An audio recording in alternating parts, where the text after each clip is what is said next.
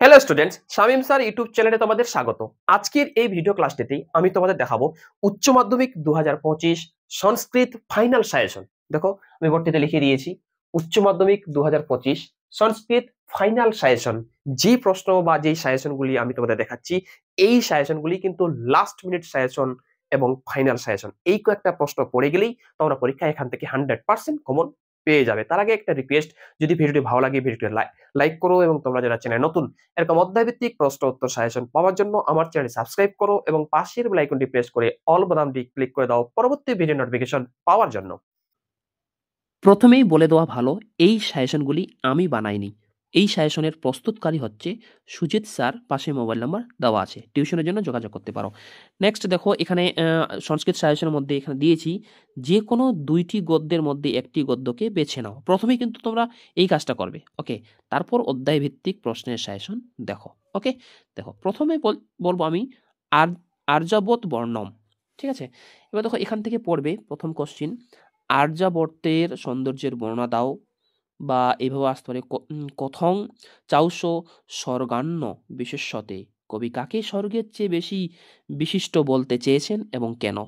আবার এই প্রশ্ন পড়বে আর্যাবর্তের বিষয়বস্তু লেখো, অথবা এইভাবে আসতে পারে আর্যাবর্তকে স্বর্গের সঙ্গে তুলনা করা হয়েছে কেন। এই প্রশ্নটিতে কতগুলি স্টার দেওয়া আছে নিশ্চয়ই তোমরা দেখতে পাচ্ছ কতগুলি স্টার দেওয়া আছে, ওকে। আচ্ছা, নেক্সট কোশ্চিন, 2 নম্বর কোশ্চিন পড়বে এখান থেকে, দেশ ও পুণ্যমদ্দেশ্য কস্যাস্যই ন প্রিয় ভবেত। এখানে পুণ্যতম দেশ বলতে কোন দেশের কথা বলা হয়েছে, দেশটির পুণ্যতমের কারণ লেখো, ওকে। নেক্সট 3 নম্বর কোশ্চিন পড়বে, আর্যাবর্তের গ্রাম ও নগরের বর্ণনা দাও। এখান থেকে এই 3টা প্রশ্ন কিন্তু তোমাদের ভালোভাবে পড়তে হবে। নেক্সট হচ্ছে বনগতা গুহা থেকে এবার প্রশ্নের সাজেশন। দেখো, এখান থেকে কি কি প্রশ্ন পড়বে দেখে নাও। প্রথম কোশ্চিন পড়বে, কশ্যপ ও অলি পর্বের আর্থিক অবস্থার বর্ণনা দাও। নেক্সট দ্বিতীয় কোশ্চেন পড়বে, দারং চষ এব সংবৃত্ত কোন ধারের কথা বলা হয়েছে, তার পরের ঘটনাটি বর্ণনা করো। নেক্সট, বনগত গুহা পদ্মাংশ অবলম্বনে চরিত্র বিশ্লেষণ করো, ওকে। নেক্সট হচ্ছে পড়বে, অসৌ সপদি নিকট বর্তিনং মহিরুহম আরুরহ।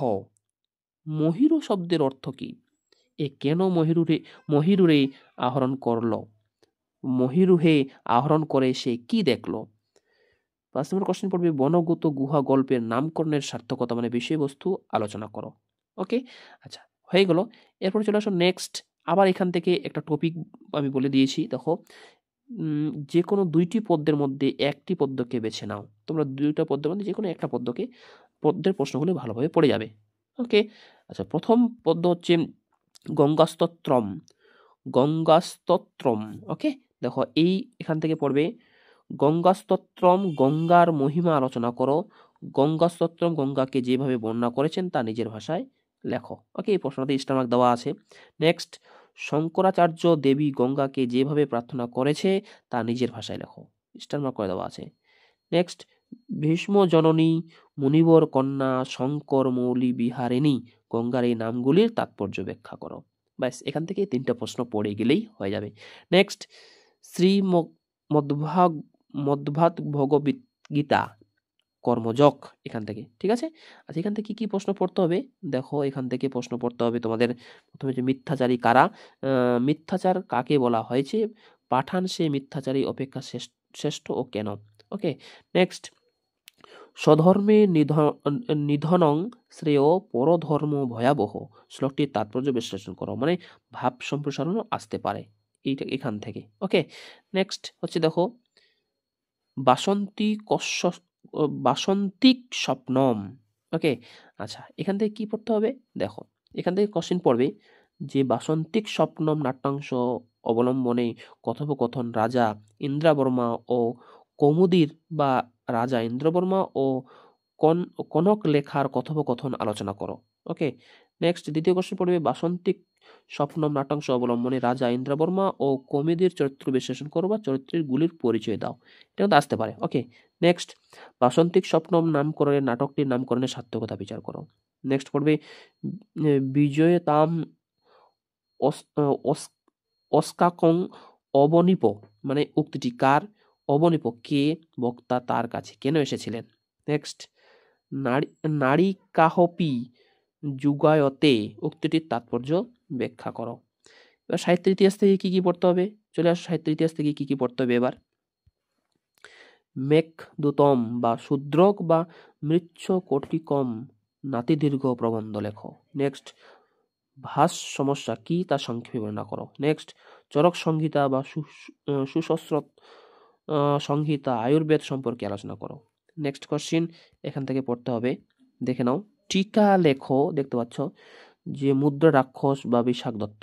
নেক্সট, ভারতীয় গণিত চর্চা ও জ্যোতির্বিদ্যা সম্পর্কে আলোচনা করো বা আর্যভট্ট সম্পর্কে টিকা লেখো। নেক্সট, অভিজ্ঞান শকুন্তলম অবলম্বনে নাট্যকার হিসেবে কালিদাসের স্থান নির্ণয় করো। এবার এখান থেকে ভাব সমাসন সাজেশন চলে আসো। ভাব সমাসন কি কি আসতে পারে দেখো। প্রথমে ভাব সমাসন পড়বে যে ভবন্তি ফাল্গুন এ মাসের প্রত্যক্ষ শাখা বিপ্লবা জয়ন্তে নতু লক্ষ কদাপি চ বিপ্লব।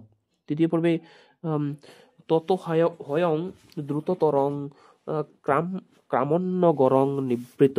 নেক্সট, স্বধর্মে নিধনং শ্রেয় পরধর্ম ভয়াবহ। পদ্মতে দেওয়া আছে, এটা ভালো করে পড়তে হবে। নেক্সট, কর্মা নাম নারম্ভাস নৈষ্কার্যকর্ম, অর্থাৎ তারপর পড়তে হবে আসক্ত হেচরণ কর্ম পরমাক্তি পুরুষ। আমি যদিও সংস্কৃতের টিচার নই, তবুও আমার একটু সমস্যা হচ্ছে। এই প্রশ্নগুলো তোমরা একটু ভালোভাবে ভাব সমাসন পড়ে নিবে। তোমরা দেখতে পাচ্ছ স্ক্রিনে কি কি পড়তে হবে। নেক্সট, সাহিত্য ইতিহাস থেকে এবার দেখো, এটা পড়বে যে ইন্দো ইউরোপীয় ভাষাগোষ্ঠীর মধ্যে ভারতীয় আর্য ভাষা বা সংস্কৃত ভাষা স্থান নির্ধারণ করো। নেক্সট, ইন্দো ইউরোপীয় ভাষাগোষ্ঠীর পরিচয় দাও এবং টিকা লেখো ক্যান্তম ও শতম। সংস্কৃত রচনা কি কি বিষয় আসতে পারে, খুব গুরুত্বপূর্ণ বিষয়। কিন্তু ভিডিওটি ভালো লাগলে ভিডিওটি লাইক করো, চ্যানেলে নতুন হলে চ্যানেলের সঙ্গে যুক্ত থাকবো। আমার চ্যানেলের মাধ্যমে এরপরে স্টেপ বাই স্টেপ সব এই সাজেশনের প্রশ্নের উত্তর তোমরা কিন্তু পেয়ে যাবে। প্রথমে চলে আসো রচনা কি কি পড়তে হবে। সংস্কৃত রচনা 1 নম্বর পড়বে তব প্রিয় কবি মানে কালিদাস। তারপর তো আস্কাকং বিদ্যালয়, বসন্তকাল, মমগ্রাম মানে মমদেশ, মম জীবনে স্মরণীয় দিনম, তব ছাত্র জীবনম, মহাভারতম বা রামায়ণ, শারদোৎসব, অন্তর্জালম।